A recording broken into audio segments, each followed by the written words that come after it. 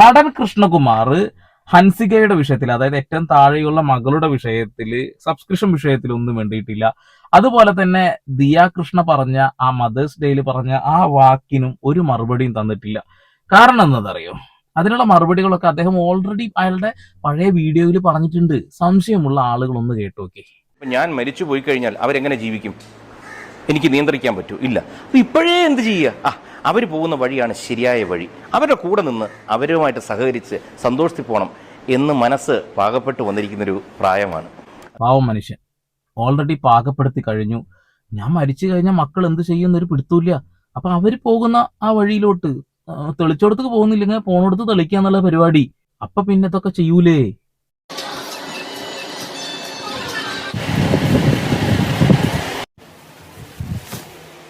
എന്താ പറയാ, കൃഷ്ണകുമാർ ഓൾറെഡി പറഞ്ഞു കഴിഞ്ഞു, ഞാൻ മക്കൾക്ക് സ്വാതന്ത്ര്യം കൊടുക്കൊന്നുമില്ല, അതിന്റെ ആവശ്യമില്ല. സ്വാതന്ത്ര്യം അവർക്കുള്ളതാണ്. ജനിച്ചു കഴിഞ്ഞാൽ പിന്നെ അത് അവരുടെ സ്വാതന്ത്ര്യം എന്നുള്ളതാണ്. മക്കളുടെ വീഡിയോസും കാര്യങ്ങളൊക്കെ സോഷ്യൽ മീഡിയയിൽ കാണുന്നു, അവരുടെ പ്രണയങ്ങൾ കാണുന്നു, അവര് അടിച്ചു പൊളിക്കട്ടെന്നേ. ഇങ്ങനെ ഏത് രക്ഷിതാവിനാടോ ചിന്തിക്കാൻ കഴിയുക? ഓ, ഇത്ര വിശാല മനസ്കതയുള്ള ആളുകളൊക്കെ ചിലപ്പോൾ ഉണ്ടാവും കേട്ടോ, കൃഷ്ണകുമാറിനെ പോലെ തന്നെ എല്ലാം സപ്പോർട്ട് ചെയ്യുന്നത്. എന്തായാലും വാക്കിയൊന്ന് കേട്ടാട്ടെ. അതുകൊണ്ട് പാരന്റിങ്ങിനെ പറ്റി ചോദിച്ചാൽ ഒറ്റ വാക്കിൽ പറയാൻ പറ്റില്ല. ഓരോ പാരന്റ്സിനും അവരവരുടെ രീതിയുണ്ട്. എനിക്ക് എൻ്റെ രീതി. നമുക്ക് എല്ലാവരും പലരിൽ നിന്നും കടമെടുത്തും കണ്ടും പഠിച്ചും ഒക്കെയാണ് നമ്മൾ മുന്നോട്ട് പോകുന്നത്. എന്തായാലും താങ്കൾ എവിടുന്നാണ് കടമെടുത്തതെന്ന് പറയുകയാണെന്നുണ്ടെങ്കിൽ ആ വഴിക്ക് പോകാതിരിക്കാൻ വേണ്ടിയിട്ടാണ്. ഒരുപാട് നല്ല രീതിയിൽ മുന്നോട്ട് പോകുന്ന മാതാപിതാക്കളുണ്ട്. മാതാപിതാക്കളെ നിങ്ങൾ കാണണം കേട്ടാ. ഇങ്ങനെയൊക്കെയാണോ നിങ്ങൾ മക്കളെ വളർത്തുന്നത്? അവര് പറഞ്ഞ കേൾക്കുന്നില്ലെങ്കിൽ അവരെങ്ങനെ വെച്ചാ പൊക്കോട്ടെ, നമ്മൾ അതിന്റെ കൂടെ വഴങ്ങി കൊടുക്കുക എന്നുള്ളത്. ഇതൊക്കെ ഗുഡ് പാരന്റിങ് എന്നാണ് ആളുകൾ പറയുന്നത്. സംശയം ഉണ്ടെങ്കിൽ ഈ വീഡിയോന്റെ അടിയിൽ തന്നെ കമന്റ് വരും. ഇവരെ സപ്പോർട്ട് ചെയ്യുന്ന കെ ഫാമിലിയെ സപ്പോർട്ട് ചെയ്യുന്ന ഒരു കൂട്ടം കുറെ എണ്ണം എന്നുള്ളതാണ്. വീട്ടിലെ എല്ലാവർക്കും യൂട്യൂബ് ചാനലാണേ. അവര് പറയുന്ന എല്ലാ കാര്യങ്ങളും എന്താണ് പറയുന്നത് ഒരു പിടിയില്ല. അതൊക്കെ പോയി കേൾക്കാൻ കുറെ എണ്ണം ഉണ്ട് എന്നുള്ളതാണ്. വീട്ടില് മീൻകറി വെച്ച കഥ അത് ഇതൊക്കെ പറഞ്ഞിട്ട് കുറെ എണ്ണം ഉണ്ട്. അതായത് അടിമകളായിട്ട് കമന്റ് ഇടാൻ പോകുന്ന കുറെ ആളുകൾ, അവര് കാണിച്ചു കൂട്ടുന്ന ഓരോ കാര്യങ്ങൾ. വീട്ടിൽ കട്ടൻ ചായ വെച്ചു എന്നൊക്കെ പറയുമ്പോ മധുരം കൂടുതലാണോ ചാച്ചി എന്നൊക്കെ ചോദിക്കുക കമന്റ് ഇടുന്ന കുറെ അടിമകള്. ഇനി നമുക്ക് സിന്ധു ചേച്ചിക്ക് എന്തോ പറയാനുണ്ട്, ദിയെ കുറിച്ചിട്ടാണ്, ഒന്ന് കാണാം. ഞാൻ ഓസി എപ്പോഴും ഒരു അഭിപ്രായ വ്യത്യാസം വരുന്നതും അതിലാണ്. ഓസി വീട്ടിലുള്ളപ്പോൾ സ്വിഗ്ഗിയുടെ ആൾക്കാർ വന്നുകൊണ്ടേയിരിക്കും. അല്ലെങ്കിൽ ഓസി വെളിയിൽ നിന്ന് വരുമ്പോൾ സാധനങ്ങൾ മേടിച്ചുകൊണ്ട് വരും. ഞാൻ പറയും എന്തിനാ ഓസി? നമ്മുടെ വീട്ടിൽ പലപ്പോഴും ചിക്കനൊക്കെ ഉള്ള ദിവസം ഓസി വെളിയിൽ നിന്ന് ചിക്കൻ കറി വാങ്ങിച്ചിട്ട്. എന്ത് ഒരു പരിപാടിയാണല്ലേ ഇത്? കയ്യില് പൈസ ഉണ്ടെങ്കിൽ പിന്നെ എന്ത് ചെയ്യാലോ? വീട്ടിൽ നിലവില് കറിയൊക്കെ ഉണ്ടാവും, ചിക്കൻ കറിയൊക്കെ ഉണ്ടെങ്കിലും അപ്പോഴും ഓസി ഭയങ്കര സംഭവമാണ്. കാരണം വീഡിയോയിൽ എന്ത് പറഞ്ഞാലും കാണാൻ ആളുകളുണ്ട്. അത് ഇനി എന്ത് പൊട്ടത്തരാണെങ്കിലും കാണാൻ ആളുകളുണ്ട്. അപ്പൊ അതിൽ കിട്ടുന്ന കായല്ലേ ഓസി. നല്ല പേരാണ്, ഓസിക്ക് കിട്ടുന്ന കായാണ്.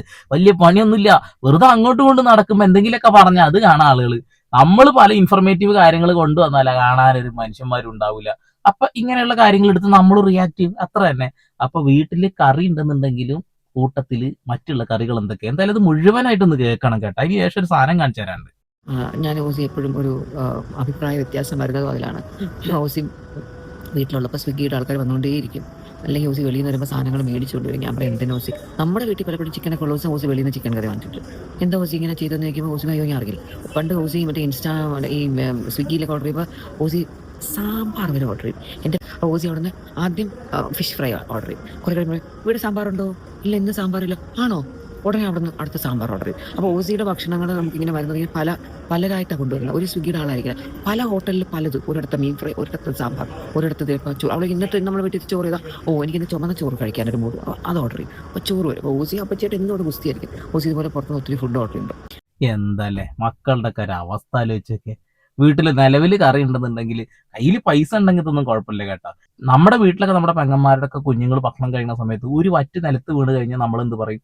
ഭക്ഷണം കളയല്ലേ എന്ന് പറഞ്ഞ് വഴക്ക് പറയൂലേ. പരമാവധി ഭക്ഷണം ഒന്നും പുറത്ത് കളയാതെ കഴിപ്പിക്കാൻ നമ്മൾ ശ്രമിക്കും. എന്നിട്ടൊരു ഡയലോഗ് അടിക്കും, നമ്മുടെ രാജ്യത്ത് തന്നെ പല ആളുകളും ഒരു നേരം ഭക്ഷണം കിട്ടാതെ കഷ്ടപ്പെടുന്നുണ്ട്. അപ്പൊ നമ്മള് ഇങ്ങനെ ഭക്ഷണം കിട്ടുമ്പോൾ നശിപ്പിച്ച് കളയരുത് എന്ന്. പക്ഷെ ഇവിടെ അതൊന്നും പറഞ്ഞു കൊടുക്കണ്ട കേട്ടോ. നല്ല മൂല്യങ്ങളൊക്കെ പറഞ്ഞ് മനസ്സിലാക്കി കൊടുത്തിട്ടാണ് കൃഷ്ണകുമാർ കുട്ടികളെ വളർത്തിയിട്ടുള്ളത്. അത് കേൾക്കുമ്പോൾ തന്നെ മനസ്സിലാവുന്നുണ്ട്. അപ്പൊ ഈ കാര്യമൊക്കെ നെഗറ്റീവായിട്ട് എല്ലാ ആളുകൾക്ക് തോന്നുന്നു, പോസിറ്റീവായിട്ടാ. സിന്ധു അമ്മ പറഞ്ഞത് കേട്ടോക്കെ, എന്ത് രസകരമായിട്ടാ പറഞ്ഞതല്ലേ. എന്താലേ ഇത് പോസിറ്റീവ് അല്ല, നെഗറ്റീവായിട്ടുള്ള കാര്യമാണ്. മക്കള് ഇങ്ങനെ ഒരു കാര്യം ചെയ്യുന്ന അഭിമാനത്തോടു കൂടിയല്ല പറയേണ്ടത്. അത് തെറ്റാണ്. ഇതൊക്കെ ആളുകൾ ഇൻസ്പയർ ആവുന്നു എന്നുള്ളതാണ്. ഇപ്പൊ നമ്മളെ കുട്ടികൾ ഒരു വറ്റ അവിടെ കളഞ്ഞെന്ന് കരുതിക്കൊണ്ട് ആ വറ്റ് ആ പട്ടിണി കിടന്ന കുട്ടിക്കൊന്നും കിട്ടുന്നില്ല. അത് സംഭവം ശരിയാണ്. പക്ഷെ അവരുടെ വിഷമം നമ്മൾ മനസ്സിലാക്കണം, നമ്മൾ പറഞ്ഞു കൊടുക്കുക. ഒരു കയ്യില് കായുണ്ടല്ലോ, ഓസി എന്നല്ലേ പേര്, കായുണ്ടല്ലോ, എന്താ പേടിക്കാനുള്ളത്? ഇനി ഈ വീഡിയോ നിങ്ങളൊന്ന് കാണണം. മീനമ്മ എന്നൊരു നാളിൽ പിന്നാലെ വിളിച്ചു നടന്നിരുന്ന ഒരു അമ്മച്ചിയുണ്ട്. അതായത് ഇപ്പത്തെ ഭർത്താവിന്റെ അമ്മയാണ്. അവര് ആശിച്ചും കൊതിച്ചും ഇടക്കൊക്കെ അവരെ വീട്ടിലേക്ക് വരുന്ന വീഡിയോസ് ഒക്കെ നമ്മൾ കാണാറുണ്ട്. ആ സമയത്തൊക്കെ മീനമ്മ എന്ന് പറഞ്ഞ് പിന്നാലെ നടക്കുന്നു നമ്മൾ കണ്ടിട്ടുണ്ട്. അവരൊരു സർപ്രൈസ് വിസിറ്റ് നടത്തിയ ഒരു വീഡിയോ. ആ വീഡിയോയിൽ അവർ കഷ്ടപ്പെട്ട് അവരുടെ കൈകൊണ്ട് ഉണ്ടാക്കിയ ഇഡലി, സാമ്പാർ, ചമ്മന്തിപ്പൊടി, അങ്ങനെ കുറെ സാധനങ്ങളൊക്കെ ആയിട്ട് വീട്ടിൽ വന്നു. ആ സമയത്തും ഈ ഒരു പരിപാടി ചേച്ചി കാണിച്ചു എന്നുള്ളതാണ്. കാണിച്ചു തരാം. നല്ല ചൂട് ഇഡലി, അമ്മ ഇത് തക്കാളി വെങ്കായം ഇട്ട കുഴമ്പ്. ഇത് നമ്മുടെ ദോശപ്പൊടിയാണ്. ഓ എന്റെ സ്വിഗ്ഗി ഒന്ന് മേടിച്ചു തരുമോ? ഒഴിച്ചു അങ്ങനെ കുളിപ്പിക്കണം ഈ ഇതിൽ വെച്ച്. സ്വിഗ്ഗി ചേട്ടനെ ഒന്ന് മേടിച്ചു തരുമോ? സോറി, ഞാൻ ഒരു ബൈറ്റ് എടുത്തു അതിൽ നിന്ന്. മീൻകറി. തനി ബ്രാഹ്മിൺ കുടുംബത്തിൽ നിന്ന് വന്നതാണ് ചെക്കനെ, അശ്വിന്റെ അമ്മയാണല്ലോ ഇപ്പൊ ഇത് കൊണ്ടുവന്നിട്ടുള്ളത്. അമ്മ ചോദിക്കുക എന്താണത്? അത് മീൻകറി എന്ന് വെച്ചപ്പോ അവർക്ക് അതൊരു ബുദ്ധിമുട്ടായിട്ട് തോന്നി. അവരുടെ മുഖത്തത് കറക്റ്റ് റിഫ്ലക്ട് ചെയ്തു. അത് എന്ന് പറഞ്ഞപ്പോ രണ്ടാളും ഒരു ചിരിയാ ചിരിച്ചു അല്ലെ. വീട്ടിൽ നിന്ന് കൊണ്ടുവന്ന വെങ്കായം അല്ലെങ്കിൽ പച്ചക്കറി, സാമ്പാർ കാര്യങ്ങളൊക്കെ അവിടെ ഇരിക്കുന്നുണ്ട്. അമ്മ കൈകൊണ്ടുണ്ടാക്കി ഇഡ്ഡലി അവിടെ ഇരിക്കുന്നുണ്ട്. പക്ഷെ കൂട്ടത്തിലൊരു സ്വിഗ്ഗി, അതോ മീൻകറി. നിങ്ങളൊന്ന് ആലോചിച്ച് നോക്കണം കേട്ടാ. ആ വന്ന ആള് ഇതൊന്നും കഴിക്കില്ല. അവര് കൈകൊണ്ട് ഉണ്ടാക്കി കൊണ്ടുവന്ന ആ ഒരു ഭക്ഷണത്തിൽ നിന്ന് ഒരു ഫോർമാലിറ്റീസിന് വേണ്ടിയെങ്കിലും നമ്മൾ കഴിക്കില്ലേ? അതാണ് ഓസി. ബാക്കി കാണാ സീൻ എന്താ പറയുന്നോക്കട്ടെ. ഇത് എത്ര പേര് കഴിക്കുന്ന കോമ്പിനേഷൻ? എനിക്ക് ബേസിക്കലി തേങ്ങ ഇട്ട മീൻകറി അല്ല ഇഷ്ടം, എനിക്ക് മുളകിട്ടതാണ് ഇഷ്ടം. അതാണ് ഇതിൻ്റെ കൂടെ പെർഫെക്റ്റ് മാച്ച്. പക്ഷേ ഇത് എനിക്ക് വേറെ വഴിയില്ലാത്തത് കൊണ്ട് സ്വിഗ്ഗിക്കകത്ത് ഇതേ കിട്ടിയുള്ളൂ.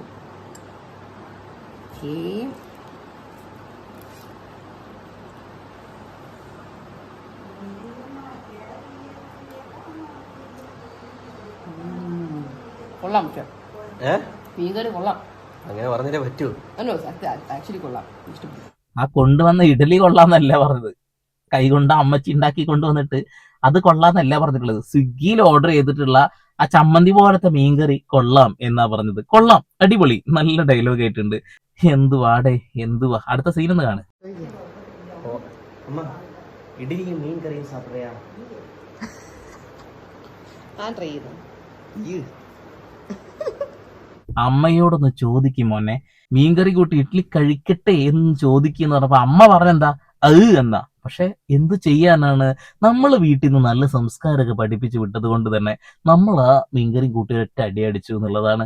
കൊള്ളാല്ലേ. അപ്പൊ സിന്ധു അമ്മച്ചി പറഞ്ഞ കാര്യം കറക്റ്റ് ആണ് കേട്ടോ.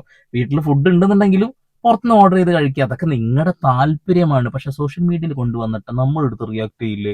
എന്തായാലും നിലവിൽ നിങ്ങൾ എയറിൽ പോയി കിടക്കല്ലേ, കൂട്ടത്തിലങ്ങ് പോ. ഇതും കൂടി കൂട്ടി വെച്ചാ നല്ല എയറിൽ പോവാലോ. ഇനി അടുത്ത ക്ലിപ്പ്. ഇനി കൃഷ്ണകുമാർ കുട്ടികളെ വളർത്തിയ രീതിയെ കുറിച്ചും കൂടി പറഞ്ഞു തരുന്നുണ്ട്. ഇത് നിങ്ങൾ മനസ്സിലാക്കണം കേട്ടോ. രക്ഷിതാക്കളെ നിങ്ങളിത് കാണുക തന്നെ വേണം. ഇവരെ സപ്പോർട്ട് ചെയ്യുന്ന ആളുകളും കാണണം. ഇതൊക്കെ ഇങ്ങനെ പറഞ്ഞുകൊണ്ടിരിക്കും വീട്ടിൽ. കുട്ടികൾക്ക് ചിലപ്പോൾ ബോറടിക്കും. എന്താ ഈ അച്ഛൻ ഇങ്ങനെ പറയുന്നത്? പക്ഷേ നമ്മൾ റിപ്പീറ്റഡായി ചില കാര്യങ്ങൾ, നല്ല കാര്യങ്ങൾ പറഞ്ഞുകൊണ്ടിരിക്കുക. 4 മക്കളും കേൾക്കുക, ഭാര്യയെടുത്ത് പറയുക, അല്ലെങ്കിൽ മൂത്താളത്ത് പറയുമ്പോൾ ഓട്ടോമാറ്റിക്കലി മറ്റു കുട്ടികൾ ഇത് കേൾക്കും. അപ്പോൾ നമ്മൾ എപ്പോഴും ഒരു കാര്യം, നല്ല കാര്യം പറഞ്ഞുകൊണ്ടിരുന്ന കുറേ കഴിയുമ്പോൾ ഇത് അവരുടെ ബ്രെയിനിൽ കയറും. ഡെഫിനറ്റ് ആണ്. 100% വേണ്ട, 10% കയറിയാൽ മതി. 10% കൊണ്ട് തന്നെ സോഷ്യൽ മീഡിയ പൊറുതിമുട്ടി എന്നുള്ളത്. ഞങ്ങൾ ആ 10% കണ്ട് ഞങ്ങൾക്ക് ഭയങ്കര ഇഷ്ടമായി. ഇപ്പോ ദിയ, ഓസി അവരാണെങ്കിൽ പോലും അവരുടെ കുറെ വീഡിയോസും കുറെ പുറത്ത് വന്നിട്ടുണ്ടായത്. അവർ ആ കടാപ്പുറത്തൊക്കെ ഓടി നടക്കുന്നതും ഒക്കെ ആയിട്ടുള്ള ഈ ബിക്കിരി പോലത്തെ സംഭവം. പിന്നെ ആനകൃഷ്ണന്റെ സ്വിമ്മിംഗ് പൂളിൽ കുളിക്കുന്ന ഒരു വീഡിയോ അവർ തന്നെ പുറത്ത് വിടുന്നത്, ആരും പുറത്തുനിന്ന് എടുത്ത് വിടുന്നതല്ല. അതിന്റെ ഒരു കോലവും മറ്റുള്ള കാര്യങ്ങളും വന്നു. അങ്ങനെ എല്ലാവരുടെയും എല്ലാം വന്നു കഴിഞ്ഞു. നല്ല കാര്യങ്ങൾ പറഞ്ഞു കൊടുത്തു കഴിഞ്ഞാൽ 10% അവരെടുക്കും എന്നുള്ളതാ. ആ 10%ആണോ നമ്മൾ കണ്ടത്? Subscription video. എന്റെ പൊന്നെ, ഞാൻ കൂടുതലായിട്ടൊന്നും പറയുന്നില്ല. ഈ ഫാമിലി ഒന്നും ഏറില്ല. ഇവരെ സപ്പോർട്ട് ചെയ്യാൻ കുറെ എണ്ണം പിന്നാലെ നടക്കുന്നത് കാണുമ്പോ തന്നെ പുച്ഛം തോന്നുന്നു. ഓരോ കാര്യം എടുത്തു നോക്കുമ്പോൾ പോലും അഹങ്കാരം കൊണ്ട് എന്തൊക്കെയോ കാണിച്ചു കൂട്ടുന്ന പോലെ എനിക്ക് തോന്നിയിട്ടുള്ളത്. എന്നാൽ നടൻ കൃഷ്ണകുമാറിന്റെ ഡയലോഗുകൾ സൗമ്യമായിട്ടുള്ള കാര്യങ്ങളാണ് സംസാരിക്കുന്നത്. അദ്ദേഹത്തിന്റെ ഒരു സംസാര രീതി എല്ലാവർക്കും ഇഷ്ടപ്പെടും. പക്ഷെ അദ്ദേഹം പറഞ്ഞ കാര്യങ്ങൾക്ക് വിപരീതമായിട്ടാണ് മക്കൾ മുന്നോട്ട് പോയിക്കൊണ്ടിരിക്കുന്നത്. അത് മാത്രം ചൂണ്ടിക്കാണിക്കാനുള്ളൂ. അയാളുടെ ഈ ഒരു സൗമ്യത തന്നെയാണ് അദ്ദേഹത്തിന് ഈ മക്കളോടൊന്നും പറഞ്ഞിട്ട് അങ്ങനെയല്ല ഇങ്ങനെയാണെന്ന് പറഞ്ഞു കൊടുക്കാൻ കഴിയാത്ത അവസ്ഥയിലേക്ക് എത്തിയത്. സ്വാതന്ത്ര്യം അത് അവരുടേതാണ്, അത് അവരെടുക്കട്ടെ, അവരെന്താ ചെയ്യട്ടെ. നമ്മളൊക്കെ കണ്ണും പൂട്ടി നോക്കി അങ്ങനെ നിന്നാ മതി. അവരെങ്ങനെയാണ് ജീവിക്കുന്നത് അതിന്റെ പിന്നാലെ നമ്മളങ്ങ് പോയാൽ മതി. ഇതൊന്നല്ലട്ട പാരന്റിങ് എന്ന് പറഞ്ഞ രക്ഷിതാക്കള് മക്കളെ നേർവഴിക്ക് നയിക്കാനുള്ളതാണ്. തെറ്റ് ചെയ്യുമ്പോൾ തിരുത്താനുള്ളതാണ്. അമ്മ എന്ന് വിളിച്ചാൽ ആകാശം ഇടിഞ്ഞു വീഴില്ല എന്ന് പറഞ്ഞു കൊടുക്കേണ്ടവരാണ്. ജീവിക്കാൻ വേണ്ടി ഇമ്മാതിരി ഊള സബ്സ്ക്രിപ്ഷൻ പരിപാടിയൊക്കെ ചെയ്യരുതെന്ന് പറയേണ്ടവരാണ്. പക്ഷെ അവരെങ്ങനെ പോട്ടെ, ഞാൻ എന്ത് പറയാനാ? കൈ മലർത്തി വെക്കേണ്ട അവസ്ഥയായി. കാരണം അതങ്ങ് മടക്കി വെക്കാനേ ഇങ്ങനെ കൂട്ടി വെക്കാൻ കഴിയുന്നില്ല. അടർന്നു പോയി, കയ്യിന്ന് പോയി ഒക്കെ. അത്ര തന്നെ. ഇവരെ ഫോളോ ചെയ്യുന്ന ആളുകളൊക്കെ ഒന്ന് ആലോചിച്ച് നോക്കെ. ഇപ്പൊ ദിയ കൃഷ്ണനെ ഒരുപാട് ആളുകൾ അൺഫോളോ ചെയ്തു പോയിട്ടുണ്ട്. ഓസി ടോക്കീസിൽ നിന്നൊക്കെ ആൾക്കാർ പോയിക്കൊണ്ടിരിക്കുക. ഇത് ഒരു സൈഡിൽ കൂടെ വന്നുകൊണ്ടിരിക്കുന്നുണ്ട് കേട്ടോ. സപ്പോർട്ട് അമ്മോ വല്ലാത്തൊരു സപ്പോർട്ടാണ് ഒരു സൈഡിൽ കൂടെ കൊടുത്തുകൊണ്ടിരിക്കുന്നത്. ഇവര് വീട്ടിൽ കഞ്ഞി ചമ്മന്തി ഉണ്ടാക്കണൊക്കെ കണ്ടിട്ട് നിങ്ങൾക്ക് എന്താ കിട്ടാൻ പോകുന്നത്? എന്ത് മെസ്സേജാ കിട്ടിയത്? ഈ ധാർഷ്ട്യം കാണിക്കലോ, ഈ അഹങ്കാരം കാണിക്കലോ, ഇതാണോ നിങ്ങൾക്ക് കിട്ടുന്ന മെസ്സേജ്? അയ്യയ്യയ്യയ്യേ. കൃഷ്ണകുമാർ എന്തായാലും മൂഞ്ചി, ഒന്നും പറയാൻ കഴിയാതെ. അദ്ദേഹം തന്നെ സോഷ്യൽ മീഡിയയിൽ പല കാര്യങ്ങളും പറഞ്ഞ് അങ്ങ് ഇട്ടുവെച്ചിട്ടുള്ളത് കൊണ്ട് തന്നെ മൂഞ്ചി തിരിഞ്ഞൊരു മൂലയിൽ ഇരിക്കുക എന്നുള്ള കാര്യത്തിൽ എന്താ സംശയം? സംശയം ഉണ്ടെങ്കിൽ വെറുതെ ഒന്ന് കയറി നോക്കിക്കോളിട്ടാ. വീട് നിറച്ച് യൂട്യൂബർമാരെ കൊണ്ട് കൂട്ടിയിടിക്കുകയാണെന്ന് പറയുന്നത്. അപ്പൊ ഓരോ ചാനലിലും പറയുന്ന കാര്യങ്ങൾ ഇതൊക്കെ തന്നെയാണെന്നുള്ളതാണ്. അപ്പൊ സംസ്കാരം എന്നുള്ള ഒരു കാര്യവും നമ്മളുടെ ഉള്ളിൽ ഉണ്ടാവേണ്ടതാണ്. മക്കളെ നല്ല രീതിയിൽ നയിക്കുക എന്നുള്ളത് നമ്മുടെ കടമയാണ്.